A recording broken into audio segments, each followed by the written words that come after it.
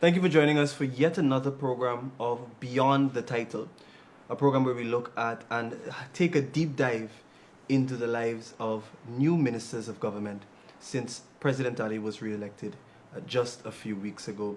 Joining us in studio for another conversation, and an interesting conversation on who she is and what she will be bringing to the table in this new ministry, is the Minister of Amerindian Affairs, the Honorable Sarah Brown. Minister Brown, thank you so much for joining us. Thank you very much, Shaquan, for having me. Yeah.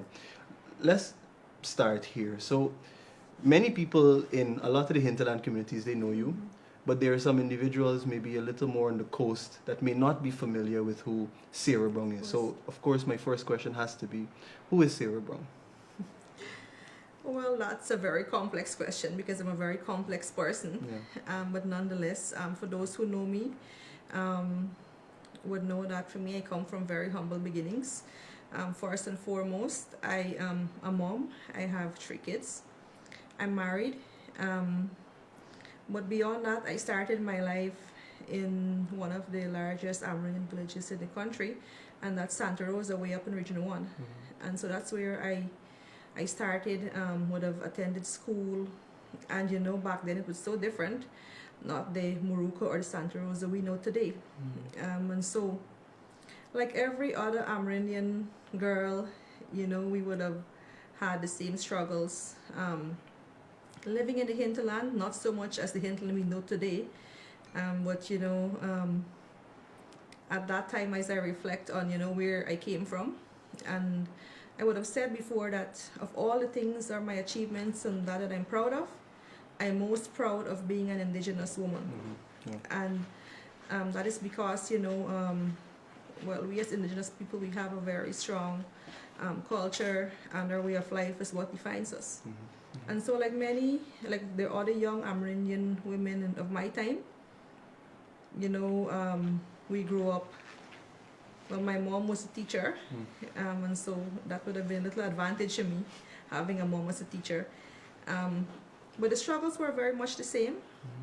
At that time, many of us would have had to, living on the riverbanks. We had to paddle to school every day, of course. In the dry weather, we would walk the savannas to get home.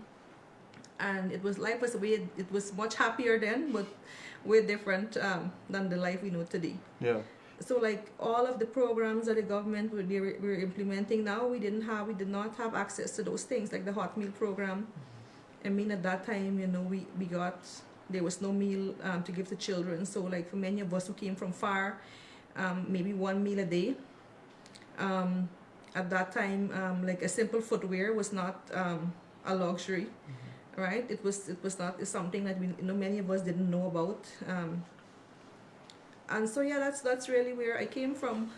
So how did this kind of, and you described it as a humble beginning, how do you think this kind of upbringing shaped you into who you are today? Well, for me, I would never change my upbringing because those are the happiest memories that I have. Childhood, fishing, farming with my grandparents, listening to the stories of maybe Kanaima, of Watamuma, and those were interesting days. I remember, sometimes laying in the evening and then hearing of the Watamuma and how, different the Wijili, that's the spirit with the backward feet, and I would not change that for anything. And I think that actually growing up makes me the person I am today. Yeah, you, notwithstanding that you paint these pictures as if it was a long time ago, you're a relatively young person. Yes. And now you have been given a large portfolio, being responsible for the affairs of the indigenous people of this country, and you're young doing that. What do you think this says about President Ali and the kind of confidence that he's shown in the fact that young people can lead and serve at even a high level? Yeah, so I always really love to tell that story, because I think it's not only one that persons should be inspired by, but it really tells truly who we are as a party, and more so the confidence that President Ali places in young people. And so I started as a young leader, political activism about 12 years ago, and at the age of 23, I was given a portfolio of vice chairman for Region 1. And a reporter many years ago asked me that same question, what's more challenging? And I would have thought about it, and is it what's most challenging, being young or being a woman or being indigenous? There's all of this, but it's really motivates you to know that your leaders would place confidence in you as young people. And wherever I go, and especially along this campaign trail, I campaigned wholeheartedly for Dr. Irfan Ali, not because I wanted something, but because I really believe that the vision that Dr. Irfan Ali has for Guyana, for young people, for indigenous people, it's something that I was really anxious to be a part of, no matter what role I played in the government. But my being here, it's a testimony that we don't only walk the walk, talk the talk, but we also walk the talk. And it says that we're a party that can be trusted. When we say we're for young people, it's obvious we're for young people. And so going forward, I think that young people, and not just being young too, but across all races, and it shows that as an Amerindian woman, youth, we're not left behind in terms of any sector governance. Whatever the government is doing, we're well involved and we're well informed, and we make use of that. That's very important. What would you say to any young Amerindian woman looking at this now and maybe being a little inspired by your story?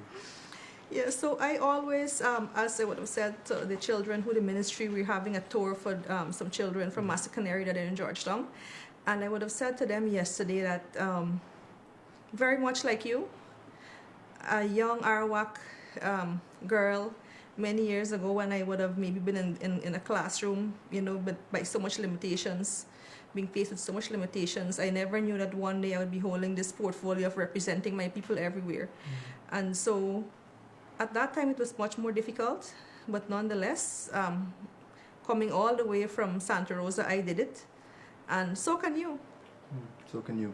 Yes. Let's talk a little bit about the Ministry of Amerindian Affairs, Minister. Big portfolio, responsible for making sure that the development of the indigenous people are taken care of.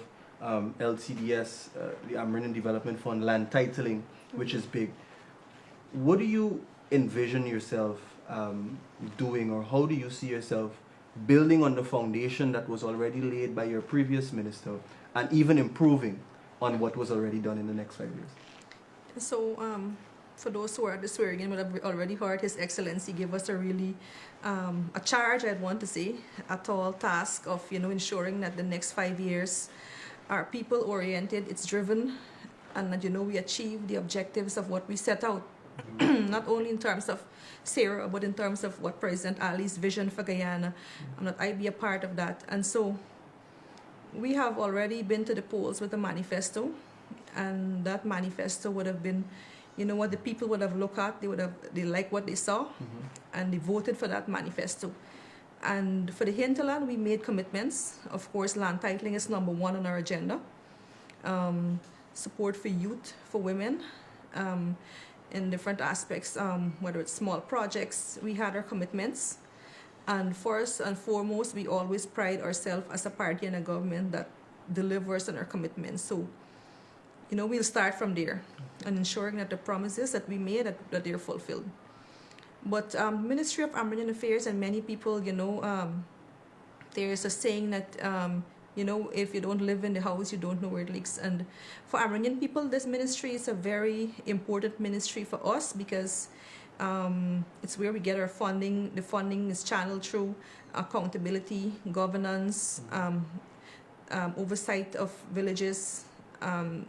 Welfare is also something we look at, because people don't know, but sometimes, our brothers, they come to town for different reasons and they encounter difficulties. Our ministry usually reaches out, help persons who, are faced with difficult circumstances.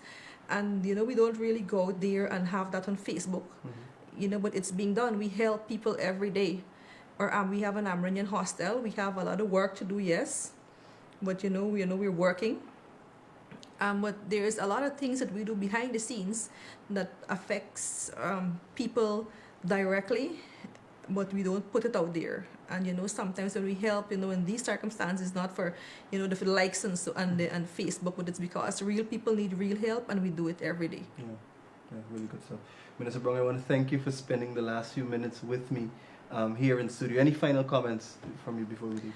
Of course, in closing, I'd like to say that I'm at the Ministry of American Affairs. I'm open, and I know I can't do this alone, as I always say, and nothing I achieve in life, I didn't do it alone. There were many persons who were behind me, who were there for me, who were rooting for me always to succeed. And I'd like to have that kind of relationship. And like I committed, I'll be there, I'll be building bridges. And, I'm open to suggestions, especially from the young people, on what we want to see our ministry be like. Mm-hmm. And so, we can own the ministry and, be a part of our own development. Yeah. Minister Brown, thank you so much Thanks. for being here. You've heard there from the Minister, the newly minted Minister of Amerindian Affairs, the Honorable Sarah Brown. Stay with us here on the National Communications Network. We have a lot more to share with you, similar to what we bring to you here on Beyond the Title. With that being said, my name is Shaquan Gill, and I'm saying goodbye for now. Excellent stuff.